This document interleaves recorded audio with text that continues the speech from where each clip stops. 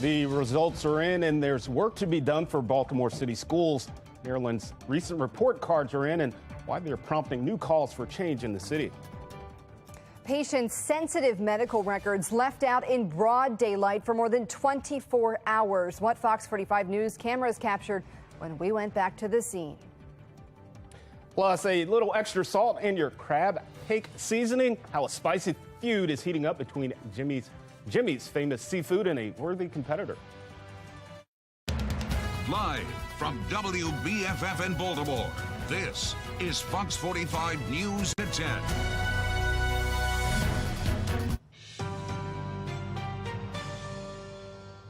Thanks so much for joining us. I'm Maxine Stryker. And I'm Vincent Hill. More troubles for Baltimore City schools as Maryland's report cards paint a bleak picture of the education in the city. Baltimore students already struggling in math, as evidenced by a recent Project Baltimore report, and some are asking what it will take to see change in the classroom. It's another shocking failure of Baltimore City schools. The Maryland Department of Education report card finding Baltimore had more low-rated schools than any other district, with just one 5-star school and 29 1-star schools, the lowest possible grade. We need more options. Kids in Baltimore City need more options. They quite frankly deserve it. We're losing too many students physically and mentally. In a statement, City Schools CEO Sonia Santelises said in part, while the immediate results are not surprising, we strongly believe that we have strategies that over time will lead to enhanced student achievement. Baltimore City Mayor Brandon Scott making a similar remark last month that such poor results were to be expected when asked about another failure in Baltimore City schools. We knew that this would happen. State test scores revealing 23 Baltimore City schools had 0 students proficient in math. The failure here is not our students. The failure here is our school administration. Carl Stokes, a former Baltimore City Council member, says just because they could predict bad results doesn't make it acceptable. This is people who are not doing their jobs. I don't think are capable of doing their jobs. I think they're incompetent. I think they're more than incompetent, to be frank with you. And now he says someone must be held accountable. First, we must clean house at headquarters. Eurypsy Morgan, former candidate for Congress and spokesperson for the group Peace, agrees. Everybody in the school system, particularly the CEO, needs to be held accountable for this. She says it's time everyone, including our elected leaders, step up and stop turning a blind eye when children's futures are at stake. What needs to happen is a top-down audit of every single school in Baltimore City. Well, our Project Baltimore team has done extensive reporting into the failures within city schools. You can find their reports on our website, foxbaltimore.com/Project Baltimore. 6 Baltimore City students have been shot and killed so far this year. Most recently, 16-year-old Isaiah Carter. He was killed near Patterson High School on Monday during school hours. And you may recall back in January, just after the new year, 16-year-old Deontay Dorsey was gunned down in the parking lot of the Edmondson Village Shopping Center, just blocks from his school during the school hour. Baltimore police confirming a shooting along East Pratt Street in East Baltimore just before 10 p.m. last night. It happened just east of Patterson Park. A 39-year-old man was taken to the hospital. Anyone with information is asked to call Baltimore police. And Baltimore City State's Attorney Ivan Bates has made it a point to address crime, but the future of his proposal seeking tougher penalties for gun crimes remains in limbo. The Maryland House Judiciary Committee took testimony from Bates and other supporters in February. Taylor Stewart is looking into how his plan could impact city crime as the process continues to stall. Bates' crime bill has stalled in the State House, but we spoke with one expert who says even if it does pass, he questions how effective it will be in keeping gun offenders off the streets. After initially getting support from both Republicans and Democrats, momentum on City State Attorney Ivan Bates' bill may be slowing. The legislation aims to increase the maximum penalty for first-time illegal gun offenders to 5 years, regardless of age. Some opponents say the bill may instead lead to more incarceration. Why is anyone pushing back to make something uniformed? I don't understand. But, you know, there are a number of individuals, the academic, the scholars, so to speak, they're the ones who say it's mass incarceration. I think they're very confused about what mass incarceration is. So I don't think it's necessarily going to add to mass incarceration. Probably very little change at all. Johns Hopkins University political science professor Matthew Crenson says opponents should reframe the way they see this bill. Also, it's important to remember that this is not a mandatory minimum sentence. It's a maximum sentence. Meaning the judge will have more discretion on how to prosecute gun offenders. But it's not a catch-all for gun crimes, which is why Crenson says there's no way of knowing if raising the penalty will deter criminals from shooting in the first place.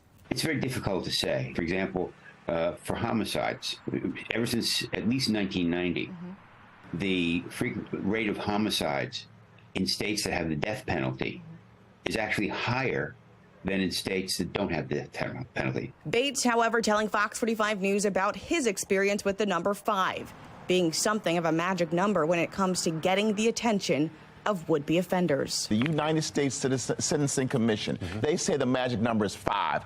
5 years is the magic number. I'm asking for 5 years to give me a tool in the toolbox to fight crime. And while it may be hard to draw a clear connection between increasing penalties and gun crimes, Crenson agrees this bill could prompt change in a city recording an 88% increase in juvenile gun violence this year compared to last, especially after a week where yet another young person, 16-year-old Isaiah Carter, a junior ROTC student, was shot and killed near Patterson High School.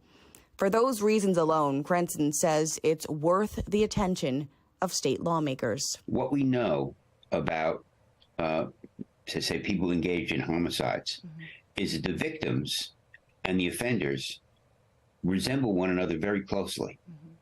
And so if you can get people off the streets who carry guns, you're probably helping to keep them alive. Taylor Stewart, Fox 45 News. Well, current law sets different standards for different ages of defendants. Someone between 18 and 20 years old would face a maximum penalty of 5 years, while someone 21 or older would face a maximum of just 3 years. Former Baltimore Police Commissioner Darrell D'Souza has seen both sides of the crime crisis, having spent some time in the federal prison. He says the problems can be traced to overworked cops. When you're that short of officers, what does that mean? It means that other officers are working double shifts. It's not healthy.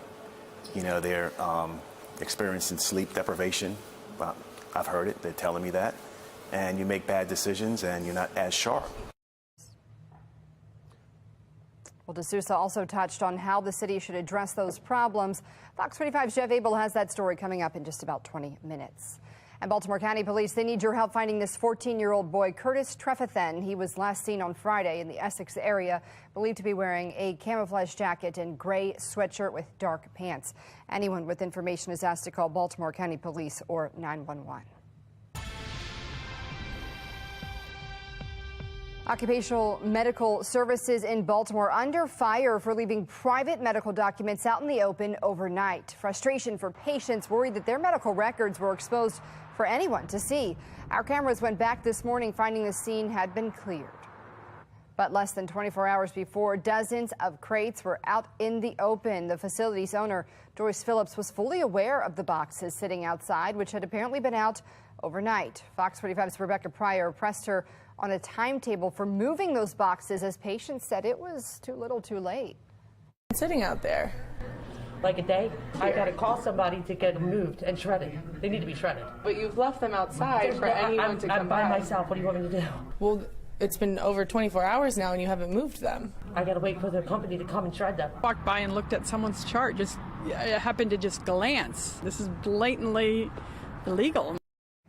Phillips says they were from another facility that had recently shut down. About an hour after speaking to Fox 45 News on Friday, Phillips was seen taking the boxes inside herself. All right, Maxine, it's about that time to go ahead and move those clocks forward an hour. But hey, we get that extra hour of daylight. Yeah, I think it's worth it for that hour we think lose. so. But it's still, every time this comes around, it stinks just a little bit. Yeah, I mean, I'm someone who likes to sleep, so I don't like losing that hour. But, you know, having the sun set at 7 p.m. after 7 p.m. is going to be pretty nice. Yes. But unfortunately, tomorrow you may not be able to enjoy that sunset. We've got our next weather maker on the way, and that's going to lead to the next chance for rain. It could have impacts on your plans tomorrow. Now, the good news is we are nice and dry right now. We will start that way tomorrow. Notice on the HD radar, we do have precipitation west of us, and that's a part of that larger system that will lead to the chance for showers here. Our temperatures are expected to stay above freezing, so we're really not talking much in terms of winter precip. Instead, just rain. Current temperatures are in the 30s and 40s, and it's going to get cold tonight as temperatures fall to the low 30s. Then by the afternoon, we stay below average. Coming up, I'll have a look at the timing of the rain and when we finally dry out and warm up, coming up in my full forecast. Back to you. All right, Jasmine, thank you. Firing on all cylinders this weekend at the Maryland Auto Show in Baltimore. Day 2 brought huge crowds to the Baltimore Convention Center, giving the folks the chance to check out some of the best new rides on the market. Now, if you're looking for a more hands-on approach, drives are also available. Organizers and vendors say the auto show is the perfect opportunity for exposure. The supply chain challenges and coming out of the pandemic, you'll see more cars here than you have seen in a long time in dealerships. So it's another great opportunity to come down and kind of see what's available. Talking to people here, 9 out of 10 have no idea what a ceramic coating or protection film do. So it's extremely encouraging to be in at the ground level and being able to educate folks. I have no idea either. All right, there's still time to check out all the Maryland Auto Show has to offer. It wraps up tomorrow from 10 a.m. until 6 p.m. Coming up, Jimmy's Famous Seafood has been a Baltimore staple for 50 years. How another group's crabby billboards are pushing the iconic restaurant to now fight back. Mayor Scott's pick for city administrator rejected in city council. Why he feels the decision was political and his office's next response. The unemployment rate just went up more than expected, but job creation is still extremely strong. I'm Atrell Nashar, and coming up, what all of this means for the economy's odds of a soft landing.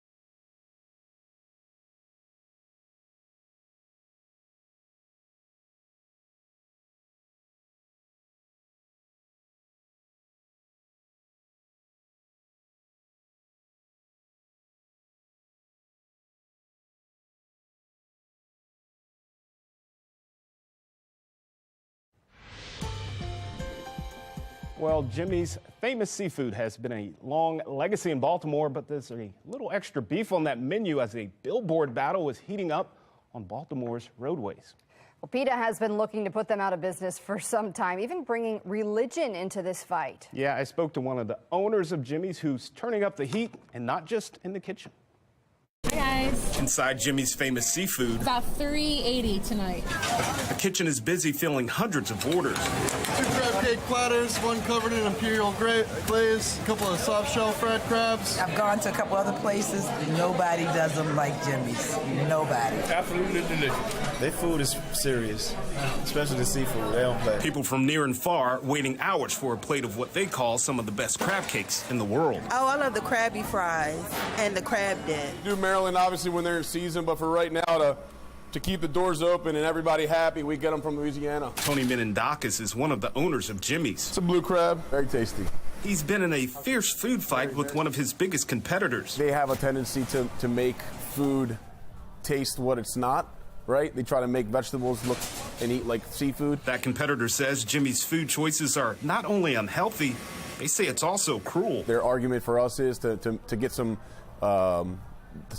fake meat, I guess, options on our menu. But it's not a rival restaurant making those claims. Behind. It's PETA, suggesting menu items from fish-free fillets to mock lobster and no crab cakes. This issue with PETA has been going on for roughly 4 or 5 years. PETA even putting up this billboard just a block away from Jimmy's and taking a jab at religion in the Lenten season. You're technically allowed to eat seafood during Lent. And it's not the first time PETA has put up a billboard in protest. Yep. Tony and his team firing back with their own billboards. And then once we saw the press release come out and we saw that it was actually directed to us, I think that's what my team enjoyed the most about coming up with the comeback. Tony says business hasn't slowed down for Jimmy's famous seafood. Lump crab meat is just succulent. Thank you, Charlie. And he has a message to PETA of his own. If you want to eat vegetables, to each their own. Stop trying to force it down people's throats, right? Well, of course, Twitter has been all over this from the start. So Chris, he brings up a fair point about the crabs, saying if they weren't so delicious, they'd never get eaten.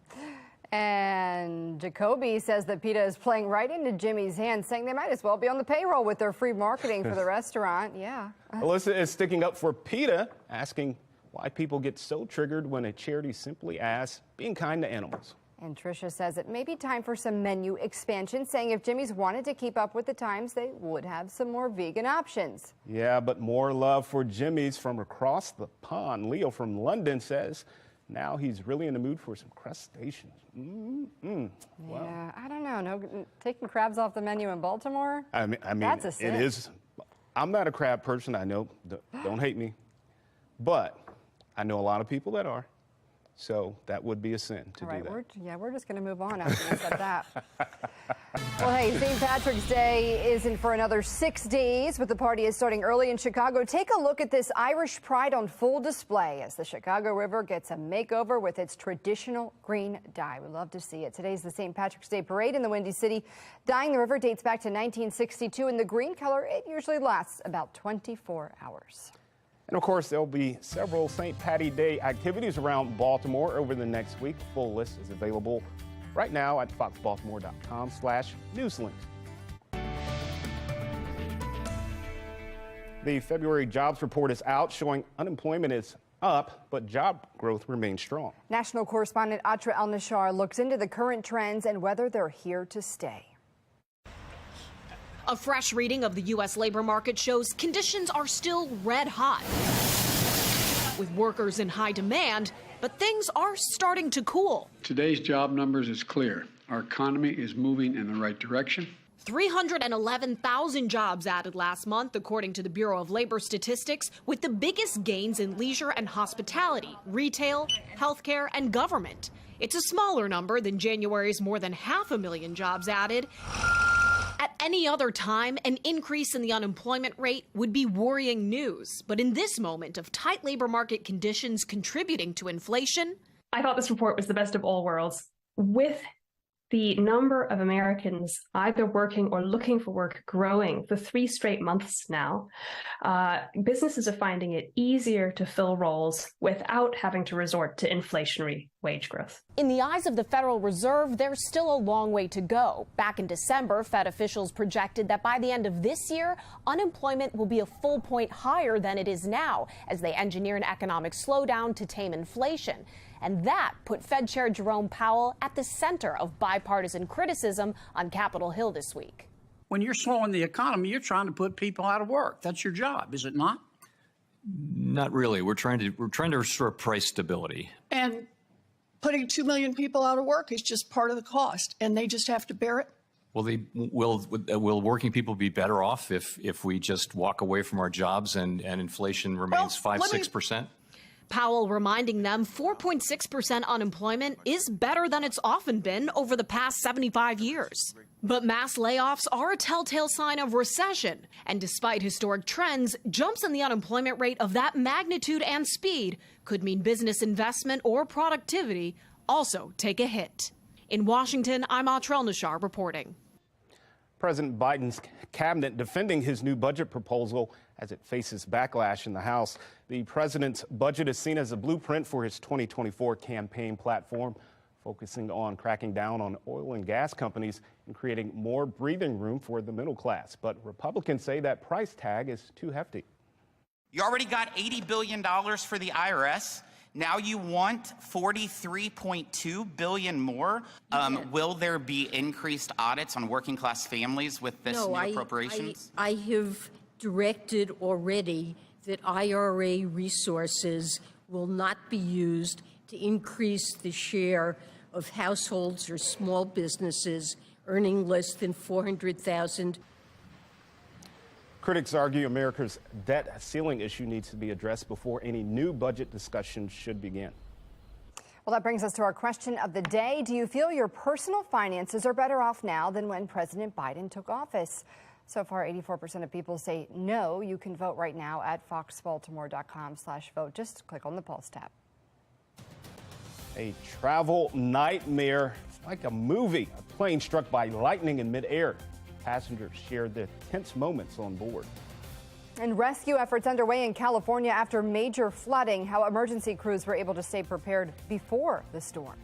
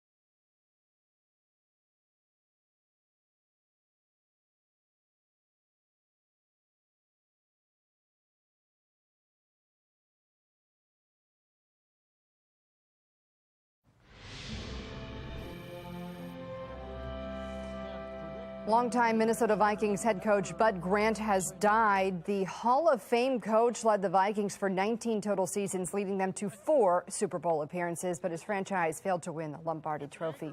Bud Grant was 95 years old. Tonight, we're hearing from some American airline passengers after their plane was struck by lightning on the way to Salt Lake City. The plane had to be diverted to Idaho, and passengers say they were shaken up. I saw like a really bright flash, and that's when my wife was saying, I thought there was another plane like that was really close to us, and I was like, no, it looked like lightning. So that's shortly after that he did announce that it was lightning. Wow, no injuries were reported. American Airlines says the plane was carefully inspected after the emergency stop and was deemed to be safe. Mishaps in the air are drawing the attention of federal officials. Chaos on a United Airlines flight landing in Boston this week as police say a man started berating passengers and crew members. He was seen on camera threatening to kill everyone on the plane and flashed something sharp at a passenger, which later turned out to be a broken spoon. Police charged him with interfering with flight crew members. He faces life in prison. Next week, the FAA is looking into a series of frightening encounters in which airplanes seem to be getting far too close to each other in the sky. Data's right behind me. It's happening out there. These incidents, things that we've been talking about well over a year ago, are starting to show up on the flight deck and in operations. Safe until we're not, right? We're always one day away from a mishap. Pilot training also coming up as a safety issue during a separate House hearing with the FAA and aviation experts Thursday. One concern is new pilot training is relying too much on automation instead of time in an actual cockpit. Coming up, what's fueling Baltimore's crime crisis? Why a former police commissioner says curbing crime starts long before police hit the streets. It is new technology, a robot for hair loss. I'm Liz Bonus. We're going to explain how it works just ahead. And remember to spring forward tomorrow as daylight saving time begins.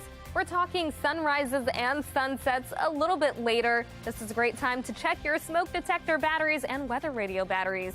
Coming up, I'll have a look at what you can expect for the upcoming week and my full forecast.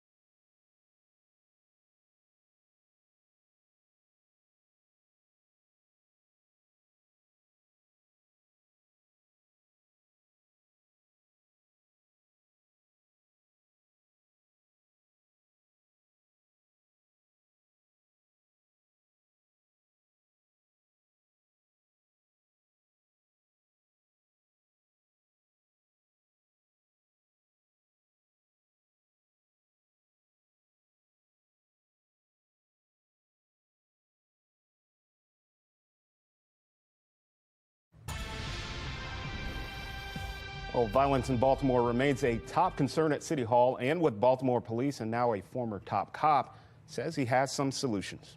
Fox 45's Jeff Abel spoke to former police commissioner Daryl D'Souza, who's been on both sides of the crime crisis as an officer and an inmate.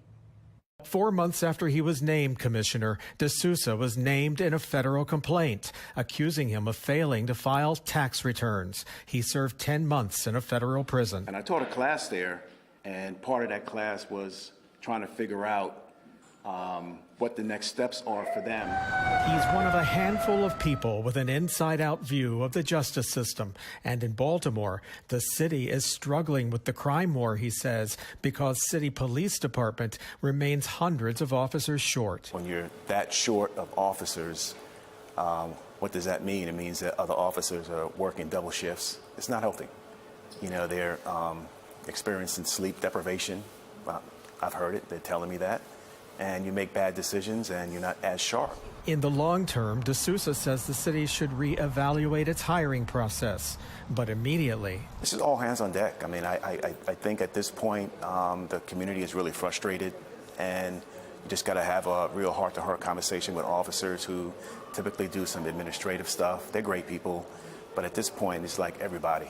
Like all hands on deck. D'Souza commends the city's compliance with the consent decree, but in order for the violence to stop, conversations, he insists, must begin. I think the biggest thing is that's missing is having a conversation with a group of young men or young women that need guidance. And guidance is what he offered to a group of graduates in Bolton Hill. Many of them also served time. Now they're hitting the workforce. Whatever you need from me, consider it done. So congratulations to y'all. Yes.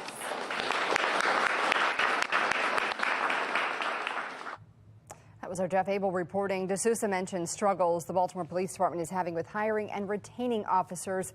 At last check, Baltimore City had just over 2,100 officers, losing about 8% of its force last year.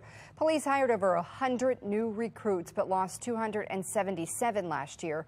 The department is trying to sweeten the pot, though, for potential recruits, offering higher wages and signing bonuses.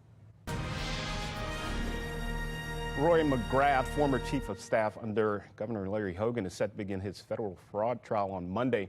Former Governor Hogan is expected to be called as a witness.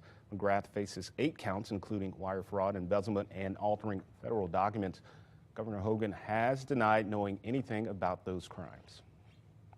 And Mayor Brandon Scott set to nominate Faith Leach for city administrator again on Monday after she was rejected by the city council during an intense meeting on Thursday night. Mayor Scott voicing his frustration Friday morning amid what he feels is a political attack. Trust me, Baltimore, we are better with Faith Leach as our city administrator. Happened last night in the committee is not how we solve the problems we have in recruiting talented people to serve the people of Baltimore. The mayor says he's working now with City Council President Nick Mosby to ensure Leach's confirmation, but others on the City Council aren't going to budge. Those who voted against Leach say she's left them in the dark about city decisions in the past. Odette Ramos and James Torrance were the only council members who voted to confirm Leach. We have failed our constitutional duty to the citizens in the charter of this city. I am off and I'm tired. And I'm being frank, colleagues. While I may respect you in the sense of this chamber, you have violated the trust of this chamber and the people of Baltimore. Well, Torrance and Ramos say the vote is not valid because Councilman Eric Costello participated and voted virtually. Well, that nomination not the only issue dividing City Hall. On Thursday, the City Council held a hearing on the Mayor's Clean Core program, which would give $15 million to nonprofits cleaning up Baltimore. But some in the City Council say it overlaps with their efforts. Why in the world would, the administration give $15 million towards privatization of community groups to perform these functions and to hire people when that's exactly what we're trying to do? Members of the City Council are also pushing back on the deal between Mayor Scott and BGE over the city's conduit system. The mayor is accused of not using proper protocol when approving that deal, now because 2 members of the Board of Estimates chose to boycott that vote. It's a huge win for the city. It's a bad deal for the city. There is no question on the legality on this solicitor side. This is a done deal. We're acting on the deal.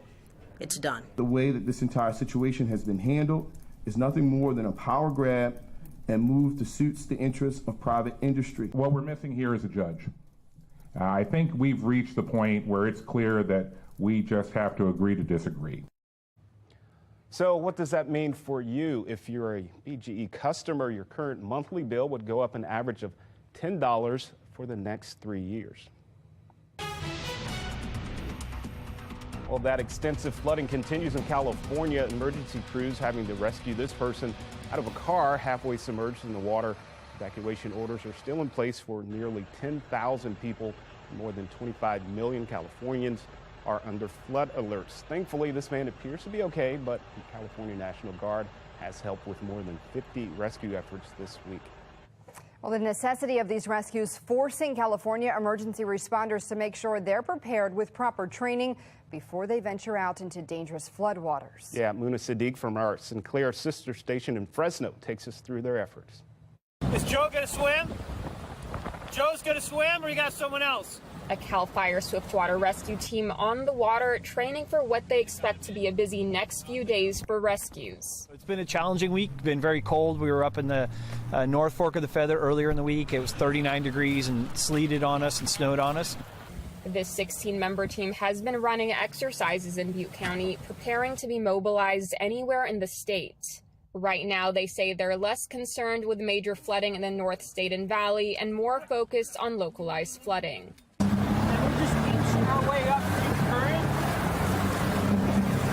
I think we're expecting to maybe have some issues in places that we normally don't have them because of the massive snowpack at very low elevation. This year's different than all the other years in a long time. With the snowpack and now this warm rain on it, it most certainly is going to provide some challenges. A lot of the equipment they're using for rescue efforts come from a CAL FIRE grant. They say the goal is to pay back other communities that came out to help during the fire. We are set up to be self-sufficient for 3 days, so we bring all of our own food, water, fuel, shelter, and logistical support and all of our operational capabilities so that we can deploy and start rescuing people and helping a community that's having a disaster unfold within it. Over the next few days, they say they expect to see most of their rescues come from drivers who get stuck in flooded roadways and are advising drivers to pay close attention to road closures in their area.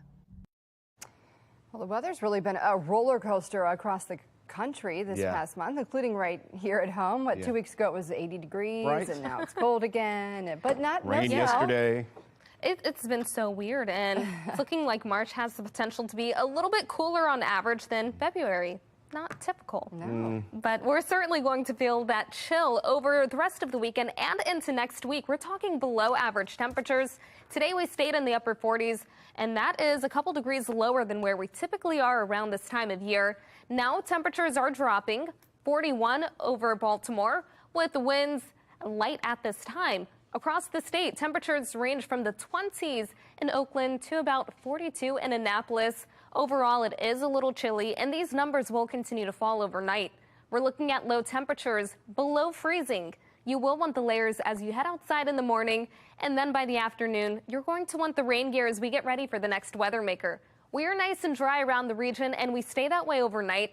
But tomorrow, this complex weather maker moves across the region, and that's going to lead to our next chance for showers.